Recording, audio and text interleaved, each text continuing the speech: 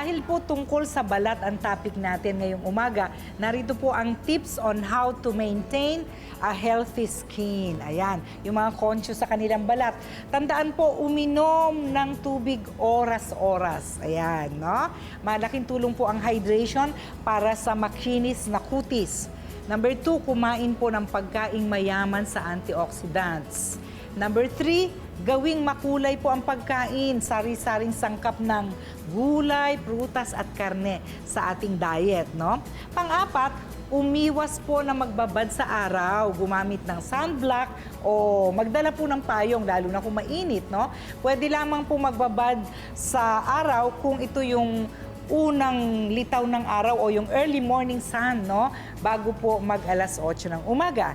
Number 5, gumamit po ng natural na skin products. Iwasan po yung matatapang na chemical na inilalagay sa ating balat dahil maaari po ito mag-contribute ng irritation. Pang-anim, maglagay ng halaman sa bahay o sa mga opisina para masala po at malinis ang ating hangin. Kasama na po sa mga halamang yan, yung snake plant at yung ZZ plant na nakakalinis ng polusyon sa hangin, particularly sa indoors, no? Pang-pito, umiwas po sa masyadong matatamis, mamantika at maalat na mga pagkain. Kailangan hydrating diet po. Pang-walo, maging malinis po sa ating katawan, yung proper hygiene na tinatawag. Maligo, mas maganda sa umaga, pero huwag pong basain ang anumang bahagi ng katawan kung kayo ay pagod na, no? Pang-siyam, regular po, no? Gawing regular na mag-exercise. Pang-sampu, matulog sa tamang oras, 8 oras po sa gabi at pwede pang mag-cat nap, no, sa araw. At pang-11, no, always smile and keep happy thoughts and feelings para hindi po ma-stress. Dahil ang stressful condition po sa atin ay nakakaapekto sa paggaspang ng balat.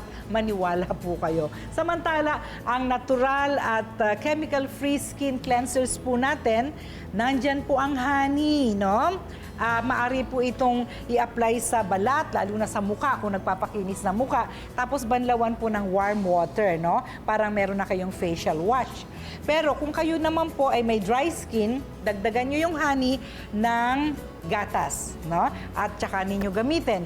Kung kayo naman ay oily ang skin, pwede nyo dagdagan ng lemon juice, no? Yung honey na gagamitin ninyo. At ang mga oil, katulad ng Healing Galing Oil, madalas po ninyong i-massage sa balat, lalo na pagkatapos ng pagligo, no? Napakaganda po ng effect nito sa skin. Hindi lang sa panahon ng pagmamasahe o pagtunaw sa bukil, bukol, damukol, ginagamit ang Healing Galing Oil. O kung may mga paborito po kayong essential oils, pwede rin yon, no? At nandyan din po ang coffee grains, yung pong parang latak ng kape. Pagka pumupunta po kayo sa mga magagandang coffee shops, di ba? Meron po silang mga granules ng coffee grains na nako-convert na po pagka in-extract na yung pinakakape, no? Dagdagan po ninyo ng olive oil or Healing Galing oil o anumang oil na paborito po ninyo para mag-exfoliate po yung mga dead skin. At syempre, nandiyan po ang ating palagi ng paboritong Easy 27 Guava Plus because it effectively controls 27 skin problems. At kasama ko po dito sa ating healing mission ng ating mga naturopathic practitioners mula po sa Healing Galing Angono at Antipolo Rizal. Kasama natin si Ate Nora Palangka. Mula naman sa Healing Galing Cubao, si Kuya Flory Casalhay ay kasama po natin dito at busy-busy at si Ate Cynthia Cortez mula sa Healing Galing Alaminos, Laguna, no? At marami pong katanungan kaming natatanggap sa Facebook tungkol po sa mga kondisyon sa balat, pangangate, eczema at psoriasis. Sana po sa napili naming tanong ay masagot na rin ang tanong ng karamihan, no? Sa Healing Galing Facebook account official, sabi dito, please lang po, kung may malapit kayong branch dito sa Cavite City.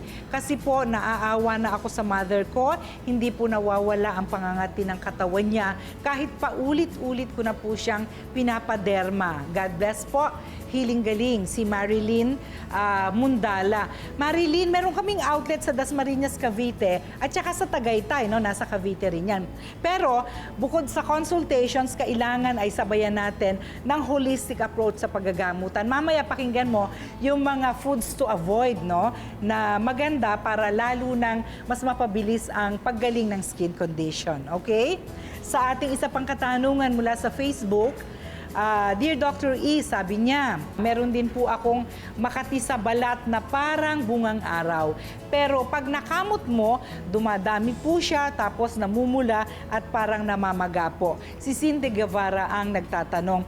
Alam mo, Cindy, kapag properly hydrated ang katawan ng isang tao, kahit may mga kati-kati, mabilis mawala. So, I think kailangan mong sabayan ng hydrating diet at pag-iwas dun sa mga pagkain na lalo pang magpapakati, no? Yung mga pinya at mangga sa panahong ito, mabilis magpakati sa ating balat, no? At yung mga pagkain na may bagoong patis toyo, lalo na ang mga shellfish, minsan pati isda, no, nakaka-apekto. Kaya iwasan mo muna yon, tapos hydrating diet. At bukod sa paggamit ng EC27 Guava Plus sa panahon na ikaw ay naliligo, no, o naghuhuga sa affected area, sundan mo ito ng paglalagay ng Healing Galing Oil, no, bilang moisturizer. Tapos kailangan mong uminom ng Herbal Serpentina tablet, or kung meron kang dahon nito, pwede mong gawing tsaa para iinumin mo after meals 3 times a day para mabilis matanggal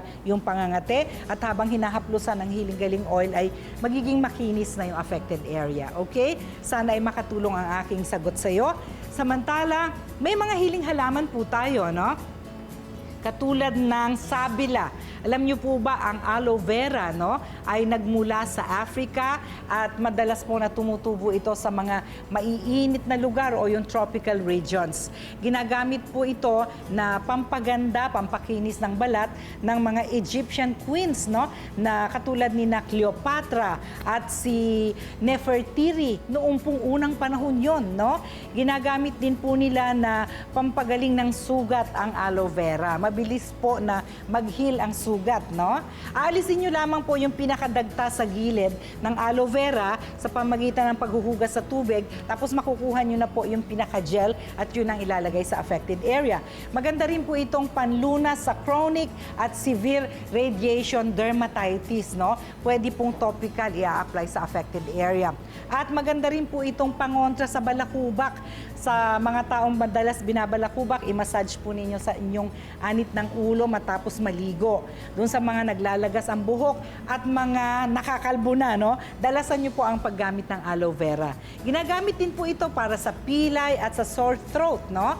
At maganda rin po itong pampurga, kontra dysenteria, at maganda rin po sa mga nananakitang kidneys dahil pwede po itong gawing juice, no? At pwedeng ipainom sa pasyente. Isa pang hiling halaman natin ay ang duhat, no? Yung black plum na tinatawag. Maganda po ito na panlanggas sa matagal ng sugat na hindi gumagaling. Yung pinakabalat ng puno po ang gagamitin natin, o yung mga sanga ng punong kahoy.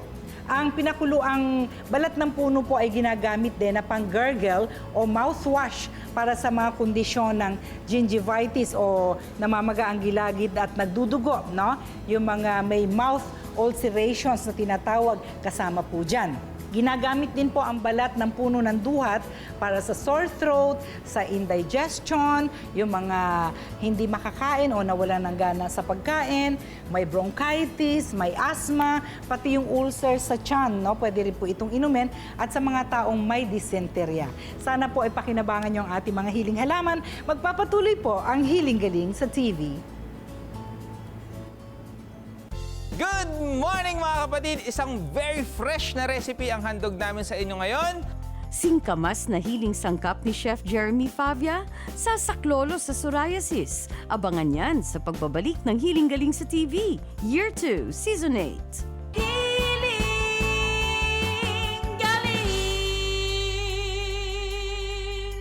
Kung kayo'y may hiling katanungan para kay Dr. E, mag-email lang sa questions@healinggaling.ph o mag-post sa Healing Galing official Facebook page.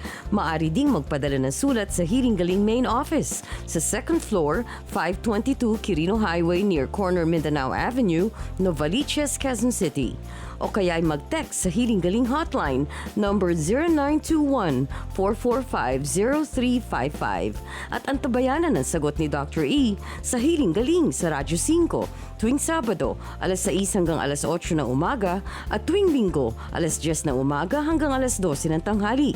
Mapapanood din sa Action TV tuwing Sabado alas 6 hanggang alas 7 ng umaga at tuwing Linggo alas 10 hanggang alas 11 ng umaga at sa TV5 with Dr. E and Chef Jeremy alas 7 hanggang alas 8 ng umaga.